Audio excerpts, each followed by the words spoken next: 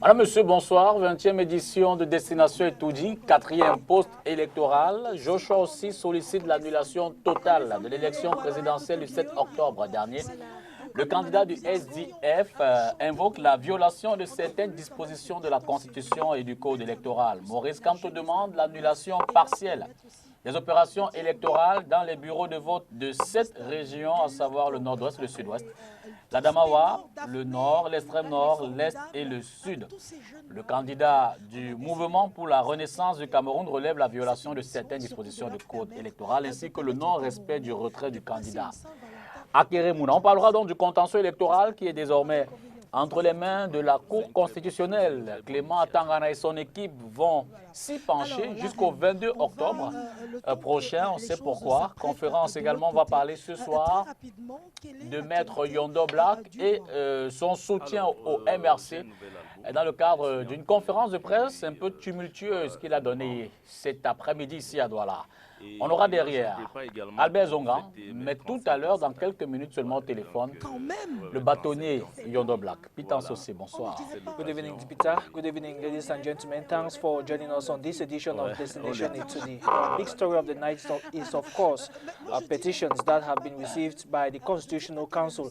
17 of them. Amongst these petitions, we have Professor Maurice Kamto, who is calling for a partial cancellation of the results, while Cabral Libi and Joshua Osi, all candidates in the October 7th presidential elections, want a total cancellation of the polls. We shall be hearing also from Barrister Yondo Black, former president of the Cameroon Bar Council, who granted a contentious press conference in the economic capital Douala. Today he will be talking about the outing of Professor Maurice Kamto on the 8th of October 2017. We also have our guests here with us, 4 of them, 4 gentlemen who will be analyzing today's topic for us this night.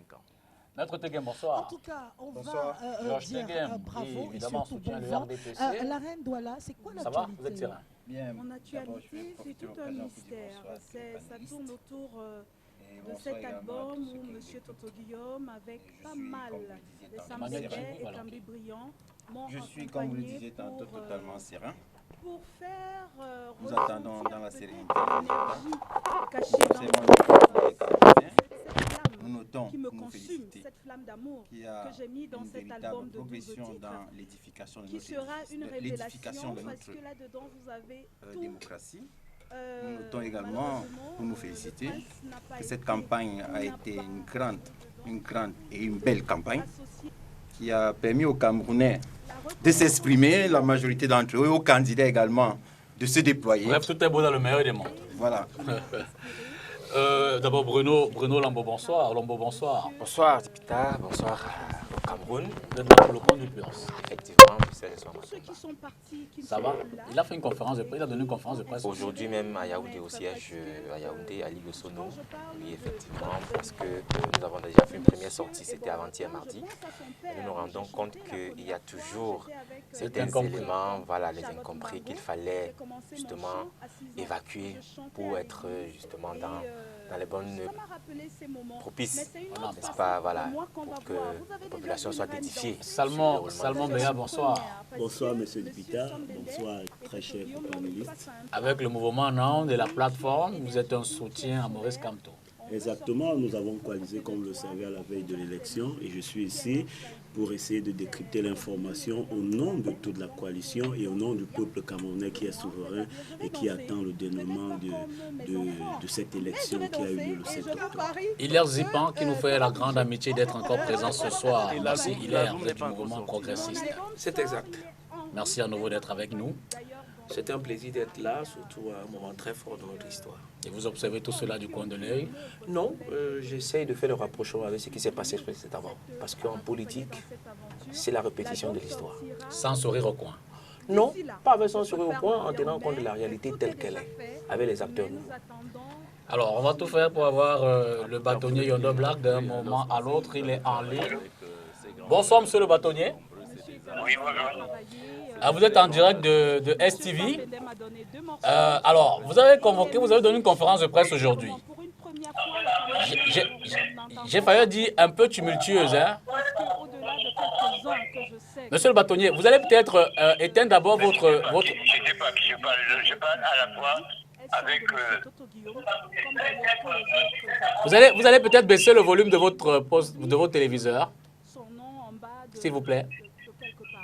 Donc je partage même la fiche avec ce monsieur parce que j'ai reconnu l'intensité Voilà. de son travail. Je suis Dipita Tongo, vous êtes en direct de STV. Elles ne sont pas moi, mais il a fait comme tous les autres. Monsieur le bâtonnier. Vous faites ce qu'il faut pour qu'on vous donne la musique, mais vous oubliez de donner le nom de l'auteur et vous vous appropriez. Monsieur le bâtonnier. de son vivant. Alors pour moi, Allô? j'ai mis le nom de monsieur Toto Guillaume dessus. Monsieur le bâtonnier.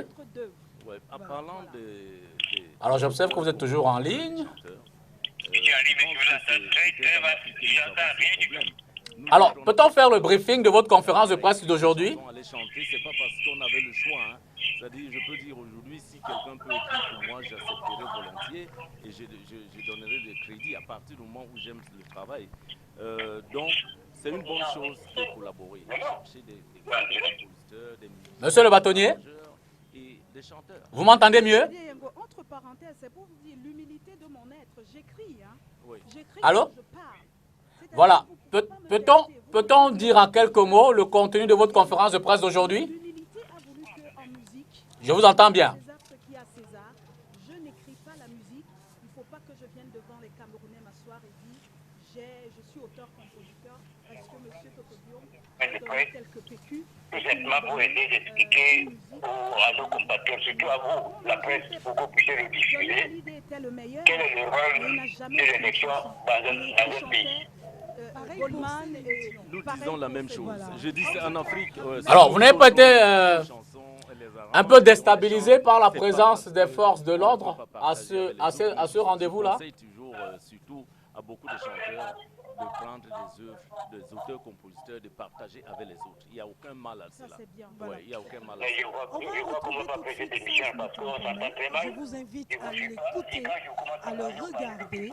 Il est magnifique, il est jeune. C'est une Saint-Valentin. Alors, je vous laisse poursuivre. Réservée à la jeunesse camerounaise.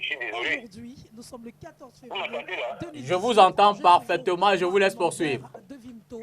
Et on va tout de suite retrouver Sage Noutampomé. À tout de suite.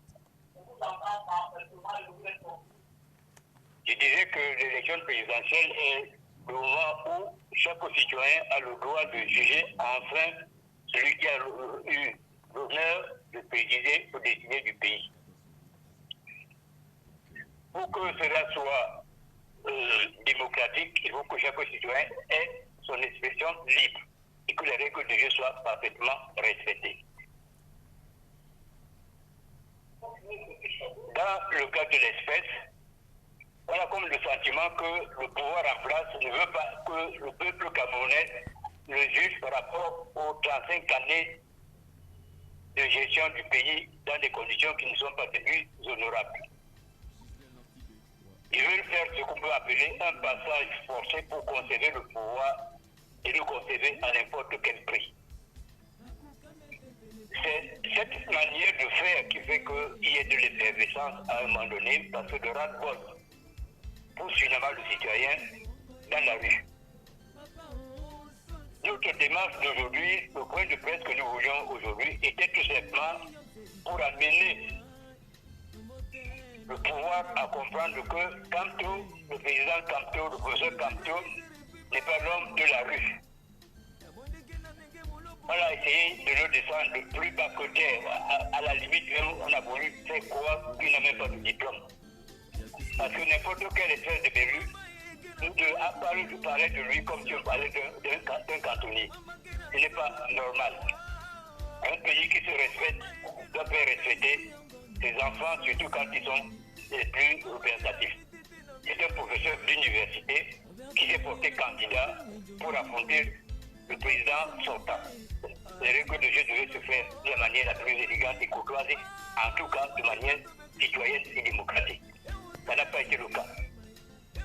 Il nous a été rapporté qu'à Yaoundé, comme on voulait faire passer le professeur Kantou comme un casseur, celui qui pousse à la révolte, à la rébellion, à la descente dans la rue, on aurait tenté de faire en sorte que les étudiants à Yaoundé sortent et fassent la casse, de manière à pouvoir faire en sorte qu'ils soient considérés que ces cas sont le fait du professeur Kamtou. C'est pour ça que nous avons voulu faire ce point de presse aujourd'hui pour essayer d'expliquer que nul, si quelqu'un a vraiment besoin que les urnes parlent, que le Conseil constitutionnel règle le jeu comme il doit le régler, c'est bien le professeur Kamtou. Parce que quand on fait le décompte des voix de la manière la plus régulière et objective, il emporte. Je vois donc pas dans quel intérêt il aurait à appeler les gens dans la rue. Peut-être que ce moment viendra lorsque le peuple se sera rendu compte qu'on a abusé une fois de plus de sa signature, on a abusé une fois de plus de son bulletin de vote, que la proclamation des résultats ne s'est pas faite comme elle doit se faire. À ce moment-là, nous ne pouvons plus contrôler le compte de la réaction du citoyen qui n'est pas content. Et c'est pour éviter, je crois, que le citoyen n'arrive à cette révolte que le pouvoir a fait sortir. Si vous avez vu à Douala aujourd'hui chez moi, l'armada des militaires et gendarmes qui sont sortis, armés jusqu'aux dents, une escouade terrible. Je crois qu'il y avait la guerre quelque part. On était obligés pour bien avoir de déplacer le lieu où nous devions faire ce point de presse. Il n'est pas très sérieux. Et les choses se sont passées de telle manière qu'ils en sont même arrivés à pénétrer au domicile de l'ancien député Zonga, qui a pu nous servir d'hébergement pour qu'on puisse faire ce point de presse. En nous demandant de sortir, autrement on va faire la casse. Je vous assure que si je n'avais pas été là à dire à ces camarades présents que je suis le plus vieux de la bande, j'ai 80 ans, nous avons fini le point de presse, que chacun rentre. Quelques-uns en étaient tout prêts à sauter sur le commissaire et le candidat du procès. J'ai dû les calmer. Parce que ça aurait été une provocation, une réaction que précisément le pouvoir perdant aurait aimé voir pour justifier en fait que le président, le professeur Kamtou, n'est pas celui que l'on croyait comme un président des Camerounais, de tous les Camerounais. Cette élection a été l'occasion pour beaucoup afin de découvrir jusqu'où un pouvoir qui veut à tout prix se maintenir peut aller. On a tribalisé la démocratie camerounaise au point tel que je n'ai jamais vu parler autant de mal des Bamileke. Je ne suis pas Bamileke sur Douala, et de père et de mère. Mais je ne pourrais jamais admettre qu'un Douala passe par faveur. Un Douala doit passer par rapport à ses mérites, à sa compétence. C'est aussi le cas du professeur Kamtou. Je pense que vous avez appris quelque part en pays Bamileke, dans à Banganté, qu'un président du tribunal, un homme de robe, après avoir fini le déploiement, a fait des procès-verbaux, a confisqué tous les procès-verbaux pour les amener à son domicile. Une telle réaction, mes chers amis, peut pousser à la révolte de tout un village. À ce moment-là, on dira que c'est le professeur Kamtou qui a fait cela. Il faut éviter cela. Nous sommes des Camerounais, nous vendons tous le même drapeau. Essayons de faire respecter notre drapeau, même au-delà. La démocratie, c'est aussi l'alternance. Merci, monsieur le bâtonnier. Si c'est l'alternance n'existe pas dans une démocratie, c'est que nous sommes dans une monarchie. Merci beaucoup. Merci de vous être rendu disponible. Merci d'avoir spontanément réagi à notre appel. Merci beaucoup, monsieur le bâtonnier. Mais je vous en prie. That was Barrister Yondo Black, former president of the Cameroon Bar Council, summarizing the essence of the contentious press conference today, which appeared to be like a cat and mouse game between the conveners and security forces here in the economic capital Douala. He revealed that the main purpose was, of course, to cite the role of democracy in the strengthening, the role of the presidential elections in the strengthening of democracy in Cameroon. He called on the government to ensure that the results are free, fair, transparent, as well as credible. And he indicated that the intervention of security forces appeared to be a provocation at the venue of the press conference. He stressed that despite claims that from some quarters that Maurice Kamto wants to use the street to seize power, the presidential candidate remains a civil person and respecter of persons, and he has never called for Cameroonians to go to the streets. He says that the presidential elections provide citizens with the inalienable right to choose their leaders, and the system should not do anything to jeopardize the choice of the people. And now, ladies and gentlemen, time good enough, we take our main reports of the day, which are, of course, the petitions that have finally been at the table of the Constitutional Council, as well as today's cat and mouse press conference here in the economic capital Douala. Let's watch. Dans son recours, Maurice Kamto, candidat du mouvement pour la renaissance du Cameroun, demande l'annulation partielle des opérations électorales dans les bureaux de vote de cette région. Le nord-ouest, le sud-ouest, la Damawa, le nord, l'extrême nord, l'est et le sud, au motif de la violation de certaines dispositions du code électoral, ainsi que le non-respect du retrait du candidat Akerimuna dont les bulletins étaient présents dans plusieurs bureaux de vote. Contrairement à Maurice Kamto, Joshua aussi, candidat du Social-Democratic Front, demande l'annulation totale de l'élection présidentielle du 7 octobre dernier. Pour lui, la raison est tout à fait évidente. L'élection a été émaillée d'une kyrielle d'irrégularités qui mettent à mal l'unité nationale et compromettent durablement la sincérité du résultat de la dite élection conformément à l'article 132 du Code électoral. Candidat à cette élection, l'un des recalés pour ce scrutin, Bertin Kissopt, président national du Cameroun Party for Social Justice, a soumis 14 recours auprès du greffe du Conseil constitutionnel. Globalement, dans ces 14 recours, il souhaite l'invalidation des résultats obtenus par le candidat Paul Biya du RDPC dans les 10 régions du pays, ainsi que dans la diaspora camerounaise. Il demande la suspension de la présente équipe dirigeante de l'ECAM et que le Conseil constitutionnel se déclare incompétent pour la supervision et la proclamation des résultats. Candidat indépendant, également recalé à ce scrutin, le pasteur Rigobert Aminou, dans son recours, demande une annulation et une reprogrammation de l'élection du 7 octobre. Pour lui, le mandat de l'actuel président devrait être prolongé afin qu'une élection plus apaisée soit organisée. Candidat du parti Univers, Cabral Libi a également introduit un recours au Conseil constitutionnel en vue de l'annulation totale de l'élection présidentielle suite à de nombreuses irrégularités, des cas de violation de la loi et d'intimidation des représentants des partis politiques dont il dénonce. C'est au total 17 recours que Clément Tangana et son équipe devront examiner et rendre leur verdict avant la proclamation éventuelle des résultats au plus tard le 22 octobre prochain.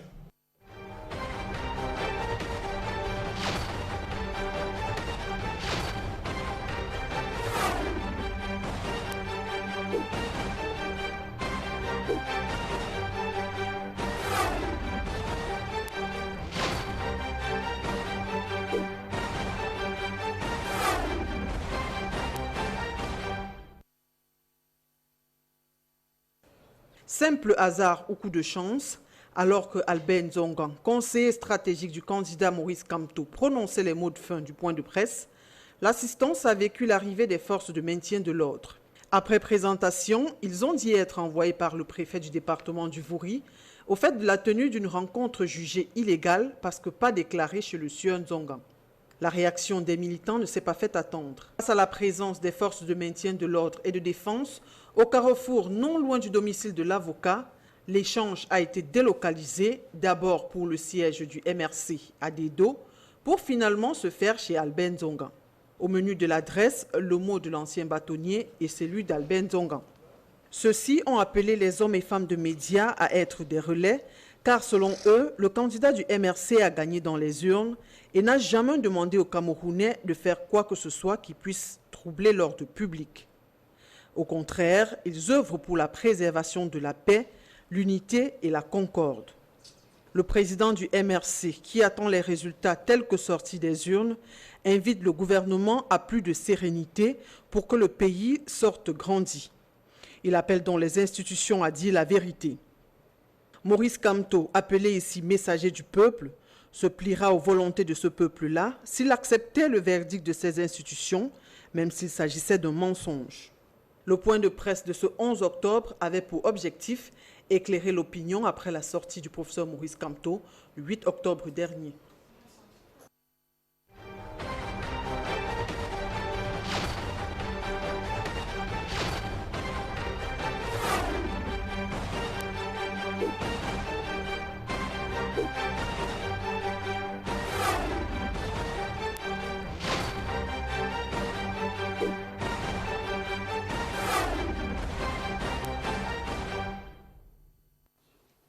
Maurice Kamto dit, le peuple m'a confié un mandat. Il n'est aujourd'hui qu'un mandataire. Et il dit au peuple, je tiendrai ce mandat tant que vous me donnerez votre confiance. Ça veut dire que Maurice Kamto est conscient que si demain, il se retournait lui-même pour dire que non, je me retire, il rendrait compte à ce peuple dont il a éveillé un rêve, et un rêve qui va devenir une réalité. Donc nous voulons vous rassurer que nous attendons sereinement que ce que le peu d'institutions qui nous reste a mis en place disent la vérité. Et si cette institution refusait de dire la vérité et que le peuple souverain acceptait ce mensonge, nous nous plierons, car Kamto n'est qu'un messager, il n'est qu'un tireur de pénalty. Voilà ce qu'on a pu retenir. Il faut peut-être le relever. Le reportage n'a pas suffisamment dit. La police est donc intervenue au cours de cette rencontre entre les hommes de médias et le bâtonnier à Yondo Black. Le PURS, en 2 mots, peut-on résumer la conférence de presse de Serge Espoir Matomba à Yaoundé aujourd'hui? Oui, effectivement, elle s'est tenue cet après-midi à Yaoundé. Et au cours de cette conférence, Serge Matomba a vite fait de rappeler quelques circonstances qui ont émaillé justement la campagne électorale que nous avons menée. Et il a aussi vite fait de préciser, n'est-ce pas, ce regain de tribalisme. Il y a une exacerbation de tribalisme qui sévit au niveau des réseaux sociaux, que nous condamnons fortement, parce que c'est des attitudes qui sont de nature à diviser le pays, à faire en sorte que les uns et les autres, que les amis ne se parlent plus. Or, il est évidemment question pour nous d'unifier le pays, parce que ça aussi c'est le rôle des politiques au Cameroun, c'est de faire en sorte que le peuple reste uni, que le peuple puisse parler d'une même voix. Or, quand ce même peuple se déchire au niveau des réseaux sociaux, on se rend compte que ce n'est pas pour le bénéfice des populations. Il est bien clair que les événements actuels nous poussent justement à nous lever et à dénoncer ce genre d'acte qui pour nous constitue un élément qui peut même aboutir à une guerre civile au Cameroun et qu'il faudra maîtriser. À ce point-là. Alors, je vais d'abord prendre les réactions suite à l'actualité, elle est finalement quotidienne. Hein. Hilaire Zipan, oui. Le ton monte?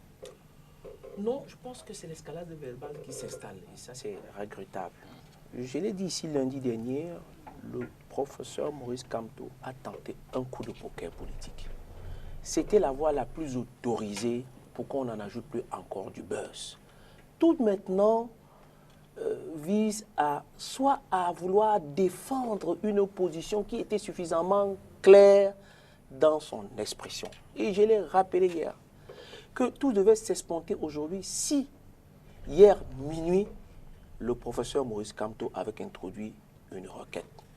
Et effectivement, il a introduit une requête. Cela veut simplement dire qu'en tant que requérant, il attend donc la décision du Conseil constitutionnel. Et il devra donc se plier. À mon sens, le débat est clos.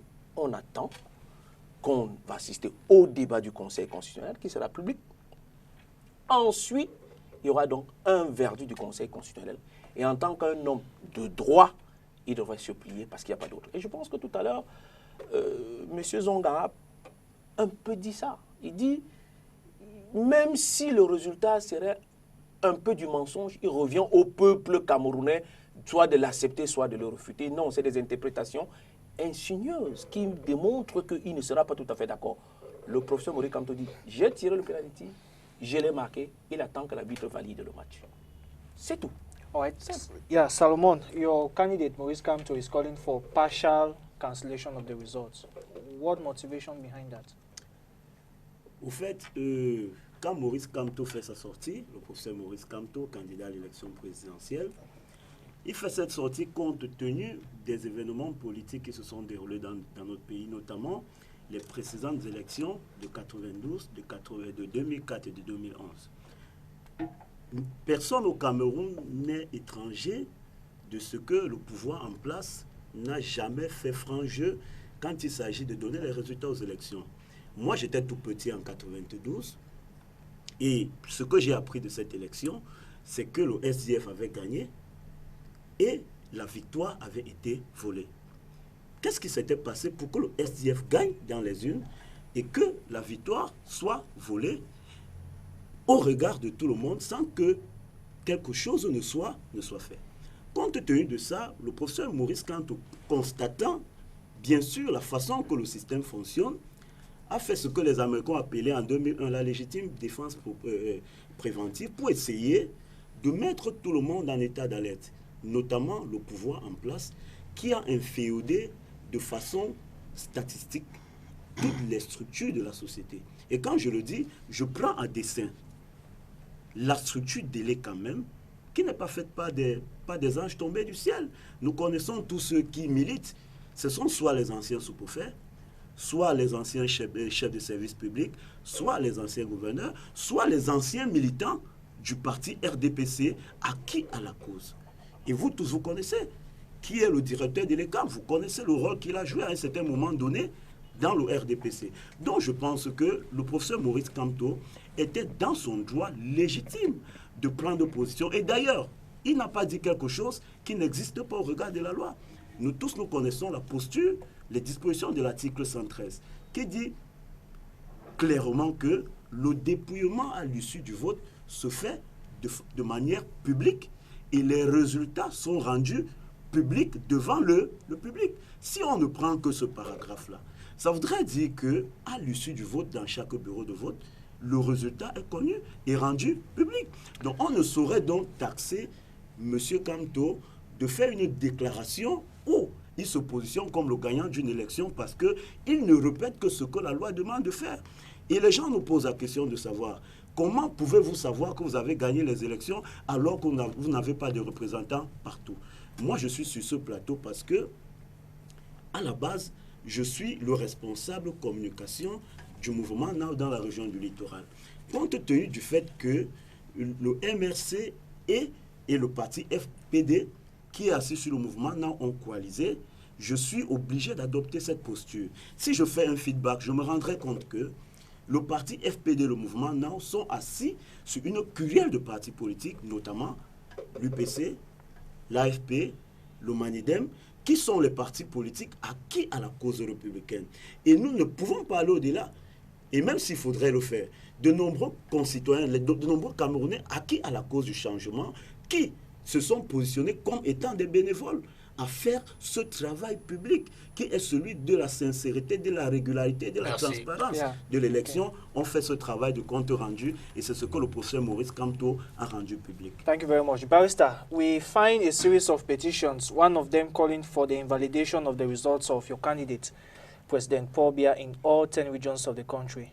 What do you make of the various petitions that have been sent? Vous savez, en ma qualité de juriste, il m'est très difficile de commenter des procédures devant les instances. En tout cas, le Conseil constitutionnel est saisi, il va statuer. Mais s'agissant de l'invalidation de la candidature, je pense que c'était le contentieux préélectoral qui a déjà connu une suite. Donc, je pense qu'on va seulement lui appliquer l'adage non bis in idem. C'est la loi, c'est pas moi qui le dis, c'est la loi. C'est-à-dire qu'on a déjà jugé, c'était le contentieux préélectoral. À mon avis, ça c'est un avis personnel, mais je dis encore une fois, sous la réserve, sous réserve de ce que dira la juridiction saisie. La juridiction a été saisie et elle appréciera.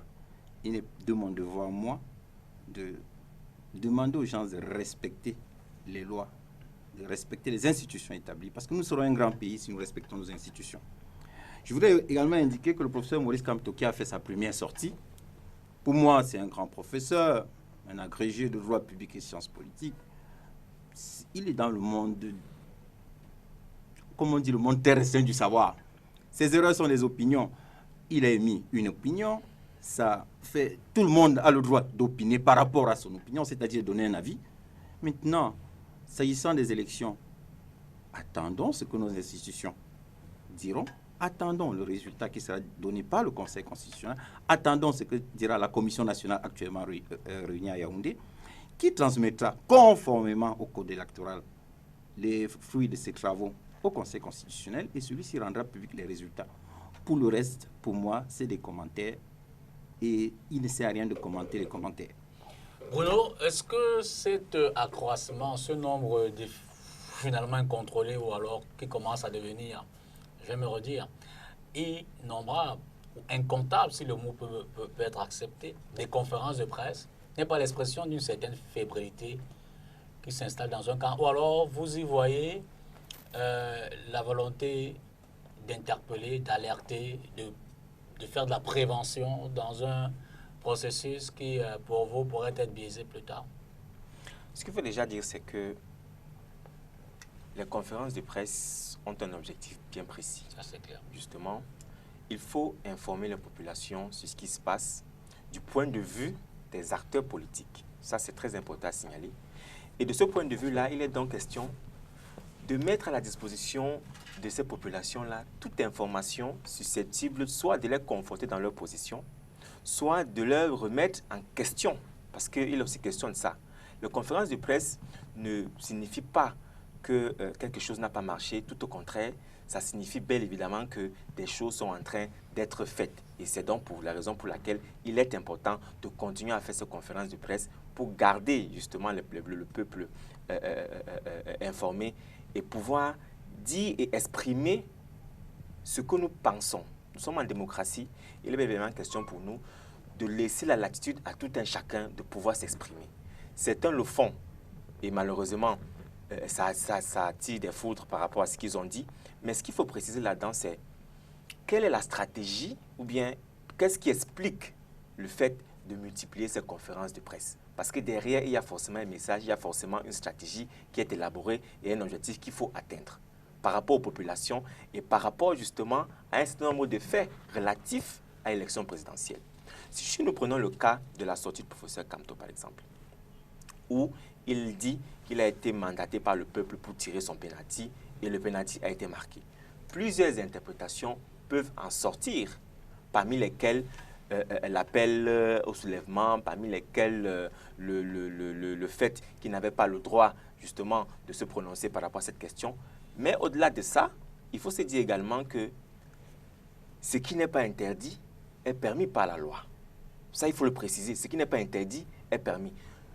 Certaines personnes jouent justement dans cet environnement-là sur le non-dit et le dit pour pouvoir se frayer un passage. Et aujourd'hui, on se rend compte que c'est en train de faire son petit bonhomme chemin. Mais le risque là-dedans, c'est quoi? Le risque là-dedans, c'est justement de faire en sorte que l'information qui est véhiculée ne soit pas forcément celle que les populations doivent recevoir pour assurer la légalité et assurer également le respect des lois et des règles dans le contexte présidentiel, de l'élection présidentielle actuelle.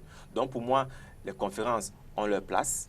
On va continuer à tenir, on va continuer à informer la population, soit par ces conférences-là, soit par d'autres moyens qui sont à la disposition des acteurs politiques que nous sommes. Il n'en demeure pas moins qu'il y a quand même une certaine fébrilité qui persiste, je veux dire un manque de confiance, on dirait, fort des précédents, entre les acteurs.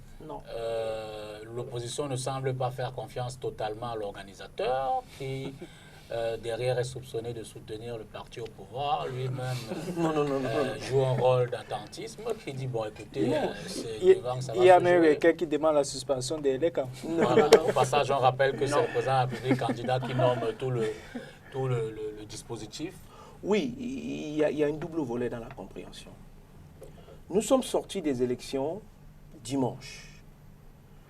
Ce jour, il y avait une réaction de ceux qui ont gagné et une réaction probablement par bureau de vote, pas par rapport à la compilation, et de ceux qui auraient perdu. Cela développe auprès des responsables un comportement un peu précipité, soit d'annoncer aux uns aux autres, soit de communiquer ce résultat, sans toutefois avoir fait la compilation globale, premier élément. Maintenant, cette loi nous laisse dans un stress d'attente. Il est trop long. En ce sens que 3 jours pour boucler complètement d'abord le contentieux, ensuite 15 jours pour avoir le résultat. À cela, je pense que le comportement psychologique de tout être humain, c'est le stress et bien entendu, un comportement qui vise à ce que l'impatience y contribue. C'est vrai qu'il y a 8 acteurs majeurs qui concourent, du moins 9 qui concourent à apaiser le candidat au pouvoir, bien entendu, que l'on ne voit pas, et naturellement les autres 8 autres. c'est aussi pertinent que ce sont ces candidats-là qui s'expriment. Et en ce sens-là, je peux dire que Cabral Libi s'est exprimé, Serge Espoir Matomba s'est exprimé. Pour le moment, on n'a pas encore vu le candidat du SDF s'exprimer, au-delà du fait que le président Kamto le fait. Là où il y a le buzz, j'appelle ça du buzz, c'est-à-dire que c'est de la parlotte. C'est que les lieutenants, naturellement, du candidat Kamto sont repris. Chacun avait sa phrase, avait ses déformations pour nous expliquer l'inexplicable. Et tout à l'heure, vous avez soulevé un point. Vous voyez, à force d'expliquer, vous soulevez des points historiques dans lesquels je voudrais rétablir. Monsieur Albert Zonga, qui est le conseiller stratégique de notre cher candidat Kamto, il était de l'autre côté en 92. Et ceux qui ont tripatouillé les résultats pour empêcher que Foundi ne gagne, ça aussi vous ne savez pas. On ne peut pas, parce qu'il a changé du camp en venant de l'opposition aujourd'hui, lui prétend qu'il est un bon temps. Et refuser à M. Clément Tangana, qui n'est pas le... Donc, mettez-nous à la bout d'un procès, vous dites qu'il a tripatouillé. Tripatouillé. Bon, j'encadre ça. Bien entendu, tripatouillé. Et je te cite bien les acteurs majeurs. Je peux vous les citer parce que j'étais présent. Donc je continue en disant donc il ne faut pas, parce que les gens sont passés d'un camp à un autre, subitement devenus des gens sains. C'est ça le plus danger dans cette élection. Et je voudrais donc terminer sur ce point-là pour dire que dans les comportements post-électoraux, habituellement, les avis des organismes internationaux comptent. On a vu par exemple un organisme international qui est venu là, qui nous a donné des chiffres. On ne sait pas d'où ils sortent, on les remet même pratiquement en cause. C'est bien. Mais quand vous suivez globalement, on dit, les élections globalement se sont bien passées. Il n'y a pas de nature à remettre en cause. Mais ce qu'on oublie de dire à l'intérieur, c'est que ce sont code vissé qui permet en ce que nous soyons dans cette situation. Parce que l'article 113 renvoie en principe aux tendances. Et vous avez encore également soulevé tout à l'heure pour les cas. Dans l'ancienne mouture, on dit bien que l'ancienne mouture du code électoral du 29 décembre 2006, qu'en cas de défaillance de LECAM, dûment constaté par le Conseil constitutionnel, le président de la République prend des mesures conservatoires. Mais dans le nouveau code, en cas de défaillance de l'ECAM, le président de la République prend des mesures. Donc il y a une épée de Damoclès qui est suspendue sur la tête des membres de l'ECAM. Et on peut dire que le président, le DG de l'ECAM, M. Sousset, pendant toute sa carrière au niveau de l'administration du territoire, il ne s'occupait des élections pour être aujourd'hui directeur de l'ECAM. Pour autant, est-ce que ça veut dire qu'il va tripatouiller? Moi, je fais confiance à toute la batterie des gens. Et je voudrais terminer en disant donc que quand nous avons demandé qu'on puisse avoir l'union des forces de l'intelligence à l'intérieur de l'opposition, je vous dis un acteur majeur, extrêmement brillantissime pour l'annulation des élections. Il s'appelle Pierre Kouemou, le président de l'UMS. Toutes ces requêtes en annulation aboutissent toujours. Il a fait annuler 3 fois les élections dans le Hongkam et annuler toutes les mairies du Hongkam. En ce qui concerne le montage des requêtes, c'est un excellent. Ça peut faire cas de jurisprudence. Donc, vous voyez qu'ils auraient été dans l'équipe, ils auraient apporté pour beaucoup. C'était cette somme d'expérience qu'on avait besoin à l'opposition pour pouvoir appréhender. J'ose croire que le professeur Maurice Kamto va nous être extrêmement important. Mais il y a un petit détail qui m'a échappé dans le cadre préélectoral, qui a échappé à tout le monde. Je voulais conclure par là. L'article 7 de notre Constitution interdit au président de la République d'être président de la République et de prétendre à toute autre fonction. On aurait pu bien disqualifier de par cet article la candidature du candidat Paul Biya. Mais personne ne l'a vu. À dessein, on n'est pas dessein. Article 7, alinéa 4, très clair.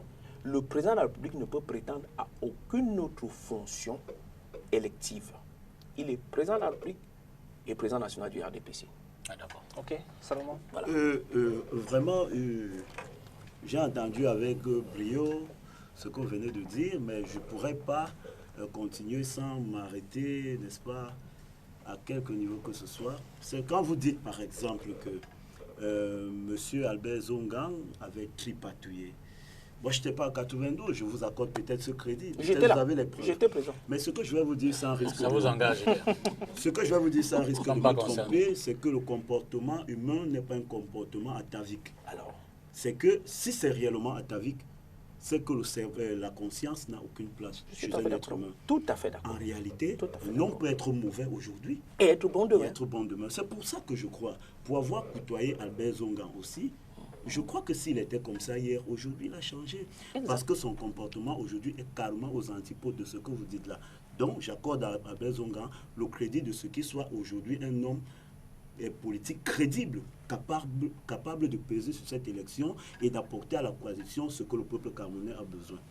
Maintenant, pour la suite... En conclusion, la décision de M. Tengala peut être aussi crédible. C'est vous qui le dites. Il peut avoir changé. Lui aussi peut avoir changé. C'est vous qui le dites.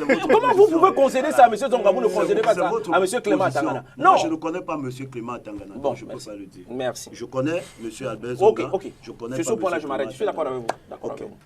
D'accord avec vous. Nos concitoyens nous observent.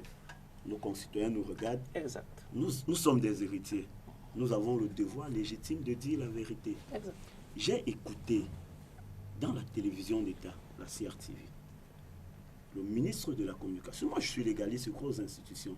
Mais seulement quand j'arrive à voir des maladresses aussi bancales, tordues et même désordonnées, je me pose des questions. Le mot est très dur, hein? Je pèse mes mots et j'assume mes propos. Comment je peux être devant ma télé? Le ministre de la Communication dit: Monsieur Kamto n'a pas le droit de proclamer les résultats, de se proclamer gagnant à une élection. Il devrait attendre le Conseil constitutionnel. Jusqu'à là, il n'a pas tort. Mais quand il dit après, dans la même conférence de presse, que pour gagner les élections, il faut avoir remporté la bataille du Grand Nord. Nous avons remporté la bataille du Grand Nord. Et nous sommes sûrs que nous avons gagné là-bas. Mais je ne sais pas si c'est le ministre de la Communication qui parle ou c'est le militant du RDPC. Ce que je me dis de façon accrue, c'est que ceux qui nous gèrent dans l'ambition démesurée et effrénée, en utilisant bien sûr tous les moyens de gagner à tout prix, gagner même s'ils ont tort, gagner même s'ils n'ont pas pu gagner, oublient souvent les notions de base, c'est que le cerveau ne ment pas. Quand vous cherchez les mots, quand vous leur dites, ceux qui vous écoutent savent que vous mentez. Merci. Parce qu'il n'y a pas une cohérence et une sincérité. Maître Teguem.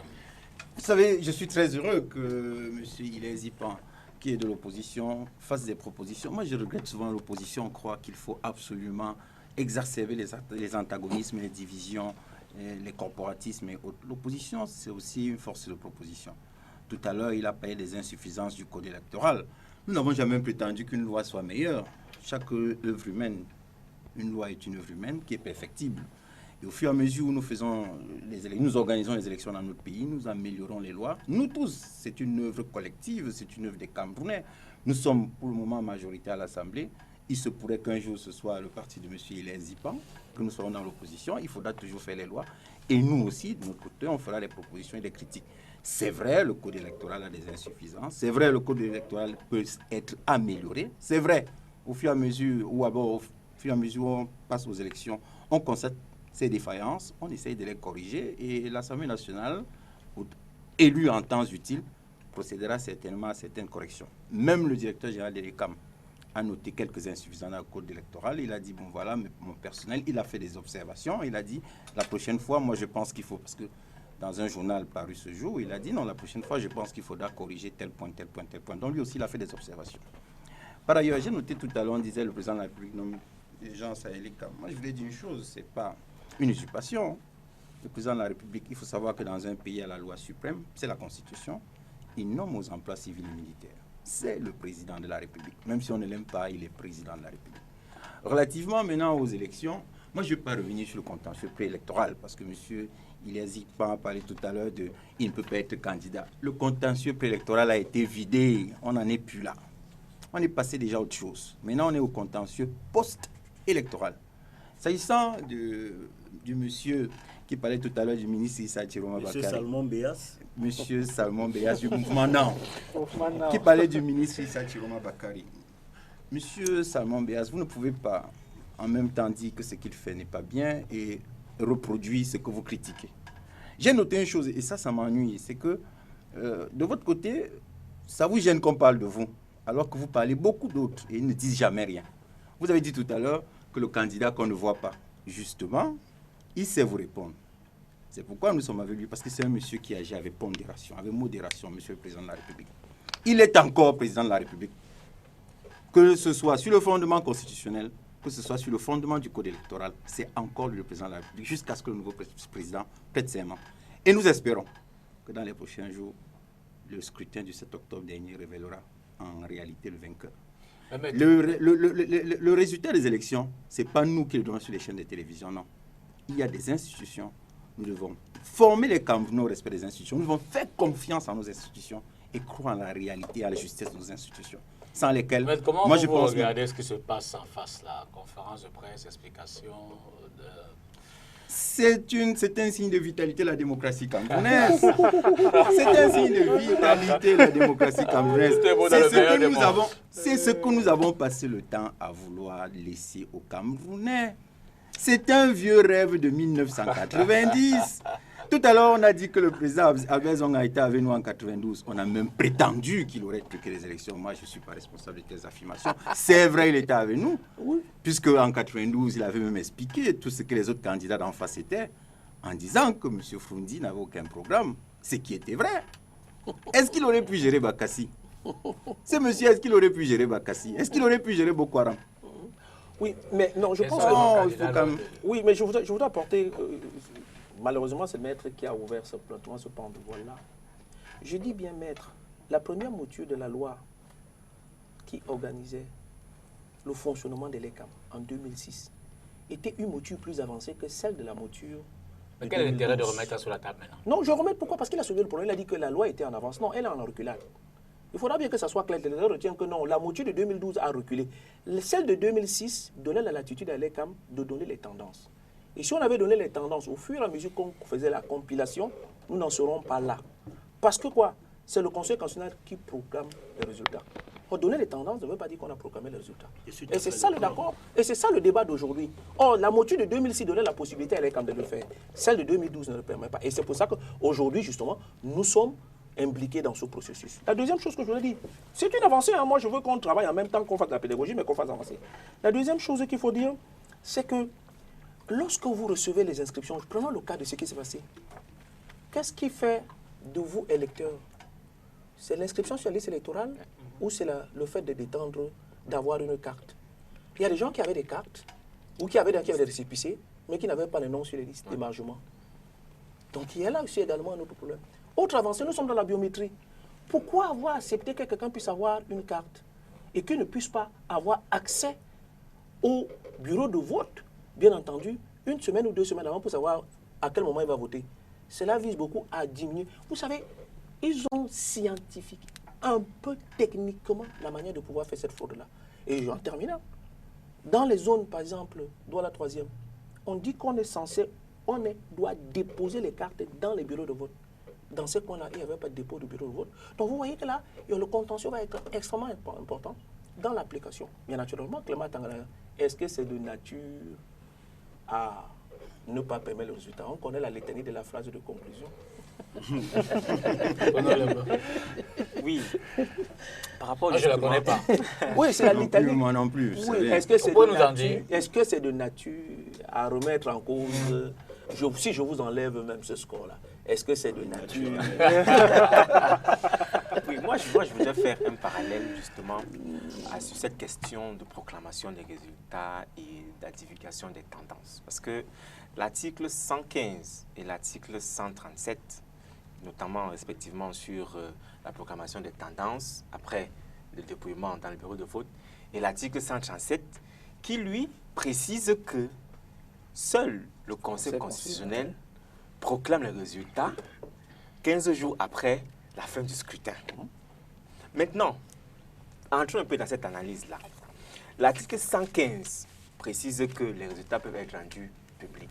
Autrement dit, on est en mesure de savoir au soir d'une élection qui a gagné cette élection-là. Maintenant, je ne sais pas si c'est un jeu de mots entretenu dans le code électoral, mais la vérité, c'est que c'est également une proclamation des résultats. Ça, il faut qu'on se le dise de manière claire. C'est également une proclamation des résultats. Parce que si, avec les procès verbaux rendus publics, on fait une compilation de tous ces résultats-là, on a à la fin les résultats clairs par région et par bureau de vote. Donc, on ne peut donc pas dire qu'il n'y a pas de disposition précise. Le débat n'est peut-être pas... Le débat est je pense, hein, c'est vous qui êtes spécialiste de ces questions-là, au niveau, je vais me redire, du degré de la proclamation. C'est-à-dire qu'il y a des proclamations au niveau du bureau de vote Oui, député, à ce niveau, c'est justement un jeu de mots. C'est un jeu de mots que je précisais. Parce que degré de proclamation ou bien degré de divulgation des résultats, c'est pareil. Le résultat final est le même. On peut trancher. Je peux trancher pour libre concurrence. On dit que sur les missions fondamentales de l'ECAM, elles consistent à l'organisation, la gestion, la supervision de l'ensemble du processus électoral. Elle n'empiète pas sur les compétences du Conseil constitutionnel qui lui proclame les résultats. Autrement dit, l'ECAM compile les résultats. Exact. L'ECAM compile, transmet ses résultats au Conseil constitutionnel. Exact. Et lui, il n'est que chargé il aime la bonne nuance. Il gère le contentieux mot pour mot. Non, il aime la bonne nuance. Parce que la compilation, c'est un ramasser de tout. Oui, bien sûr. Et les bonnes et les mauvaises graines. Oui, mais dans cette compilation, il y a les résultats qu'on va proclamer. Non, il y a quelque chose. Il faut faire la nuance. Il y a les résultats qu'on va proclamer dans cette compilation. Et c'est de ça qu'il s'agit en fait. Un résultat proclamé au sein d'un bureau de vote peut être remise en cause par le Conseil constitutionnel dans le contentieux, non? Non. Il faudrait qu'on fasse le débat. D'accord. On ne proclame pas les résultats dans un bureau de vote. Non. C'est pas possible. On ne proclame pas. On publie. On les rend publics. On rend public les résultats dans un bureau de vote. D'accord. C'est ce distinguo-là qu'il faut faire. Maintenant, tout le monde s'appuie sur les procès-verbaux. On ignore que le procès verbal n'est pas le seul outil qui rend compte du résultat publié au niveau du bureau de vote. Nous sommes à l'heure du numérique. Moi, j'étais dans un bureau de vote où on a dépouillé. J'ai dans mon téléphone le résultat de tous les décomptes. Quand on a fini de faire sur le tableau, j'ai filmé. Quand on a, je vous dis, puisque je suis d'accord avec vous. Mais en même temps, moi j'ai 3 tableaux chez moi, j'aurais pu faire la même chose et puis balancer sur Internet. Je ne balance pas sur Internet. Donc, ça s'appelle tout simplement, et mettre là, pièce à conviction. Aussi bien que c'est dans un téléphone, ça a la même valeur que sur un PV. La seule différence, c'est que l'ECAM a renfermé ce processus en disant que... C'est la loi. Écoutez, je vais laissez-moi aller jusqu'au fond. Dans tous les PV qui sont produits au niveau des bureaux de vote, quand on compile les résultats, le seul PV qui fait foi, c'est celui du président de l'ECAM. Ça voudrait dire que quoi? Si vous êtes seulement les représentants, si vous êtes 10, vos PV-là sont inutiles. Le seul PV qu'on regarde, c'est celui du représentant de l'ECAM. C'est vrai parce qu'à ce niveau-là... Moi, alors, dans mon téléphone, qui a eu à filmer un résultat? On ne va pas refaire la loi en plein match. Non, ce n'est pas refaire la loi. C'est pour dire en fait qu'on ne gère pas la société, les hommes, seulement avec la loi. Okay. Il y a la morale, il y a le bon sens. On va dans le mot de la fin. Si on prend la morale, on met le bon sens de côté, parce qu'il y a les mauvaises lois. Comme au Cameroun, il y a les mauvaises lois. Maître Georges Teguel commence. Je voudrais faire observer avec le mot de la fin. Au monsieur de Nan. Oui, les 9h moins. Je voudrais faire observer au monsieur de Nan que ce que vous dites là, vous le dites depuis, vous l'avez scandé pendant des années. En 2013, il y a eu des élections. Moi, je crois que les Camerounais se sont prononcés. Ils ont continué à nous faire confiance. Ça veut dire qu'ils ont estimé qu'ils pouvaient nous confier le mandat, nonobstant le code électoral de 2012. La loi, maintenant, on est en train de l'appliquer. Pendant qu'on l'applique, elle monte des défaillances qui ne sont pas contestées, d'autant que même le directeur général des élections, je le répète, a admis qu'il y avait des différences dans la loi. Mais les corrections se font au fur et à mesure. Aucun texte n'est parfait. Les textes sont perfectibles. Dessus, vous avez évoqué le fait que vous avez filmé avec votre téléphone. Mais monsieur, comme il vous a répondu, le digne représentant du PURS, s'il se met chez lui, il écrit un truc au tableau, il filme. Mais seulement, ce n'est pas chez moi que j'ai écrit, j'étais dans un bureau de vote. La vérité, c'est que j'étais dans un bureau de vote. Formidable méthode de débat. Monsieur, je ne vous ai pas interrompu. Moi-même, je ne vous interromps pas, mais je reprécise juste. Je pense que j'avais encore la parole. Nous sommes dans le mot de la fin, moins 5 minutes. Je pense que j'avais encore la parole. Donc, souffrez de ce que c'est nous qui avons la majorité. Et souffrez de ce que, du fait d'avoir la majorité, oui, nous avons encore la majorité au Parlement, c'est nous qui faisons les lois. Quand vous l'aurez, on verra. Je note, pour le déplorer, que vous êtes seulement attaqué sur une simple déclaration. Vous avez fait un tabac, vous en parlez partout, alors que tous les jours, vous parlez de nous et vous le dites sur tous les toits, vous scandez tout et n'importe quoi. Mais nous, on gère, on passe le temps à faire le dos rond, on prend, on est stoïque, on accepte. Mais, pour terminer, je voudrais dire une seule chose. Il faut, lorsque vous les partis politiques responsables de la formation de la jeunesse et des Camerounais, toujours rappeler aux Camerounais que nous serons un grand pays, que si nous avons des institutions fortes, nous devons respecter nos institutions. Si nous dotons les institutions, c'est pour les respecter. Vous voulez être président de la République après l'élection du 7 octobre, du 7 octobre dernier. Lorsque vous serez président de la République, vous nous nommerez aussi à des emplois civils et militaires. Et vous aurez à faire face à des crises comme celle-là. Ce que nous devons faire si nous sommes l'opposition, c'est de dire, c'est l'institution, nous la respectons. C'est ce que je voulais dire. Merci, maître. C'est le mot de la fin. Oui, ce qu'il faut dire déjà, c'est que justement, nous avons besoin d'institutions fortes pour pouvoir mener à bien ce pays. Et il faut également préciser que la vie au Cameroun ne va pas s'arrêter à l'élection présidentielle. Après la présidentielle, et il faut le dire, l'année prochaine, certainement, il y a encore une autre grande échéance politique, notamment les élections législatives et municipales qui pourront être aussi annexées aux élections régionales. Nous devons déjà prendre le pas sur cet état de choses. De toutes les façons, nous avons commencé justement à préparer les élections législatives parce qu'il faut dire qu'aujourd'hui, si l'exécutif ne peut pas être pris, nous pouvons encore contrôler le législatif en ayant la majorité à cette assemblée-là. Le responsable du LDPC l'a dit, ils ont la majorité. Mais je suis sûr qu'en 2019, si l'opposition se réorganise, elle peut encore prendre la majorité et bloquer les actions de l'exécutif. Vraiment, monsieur Dipita Toro, je suis très content d'être sur ce plateau. Et je suis très heureux de vous avoir. Je donne du crédit à Maître qui est en face et qui dit, maintenant nous sommes majoritaires, on fait des lois, attendez, vous serez aussi majoritaire, vous allez faire des lois. Je ne sais pas si dans un pays crédible où le Parlement est une instance qui fait des lois pour organiser la vie en société.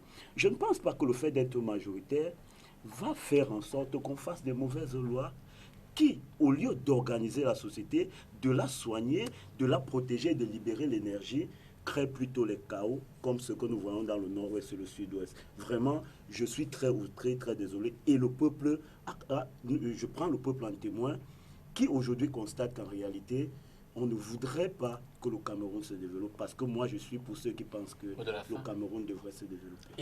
Oui, mot de fin, je pense que je veux trancher le débat. Qui contrôle la norme, contrôle le pouvoir. Ce message, c'est à nous, l'opposition. Et donc, pour que le zèle de maître soit complètement erroné et qu'il soit repris, à nous de nous organiser pour les mettre à défi. Ils sont, certes, dominants, mais ils ne sont pas majoritaires. C'est nous, l'opposition, qui sommes majoritaires.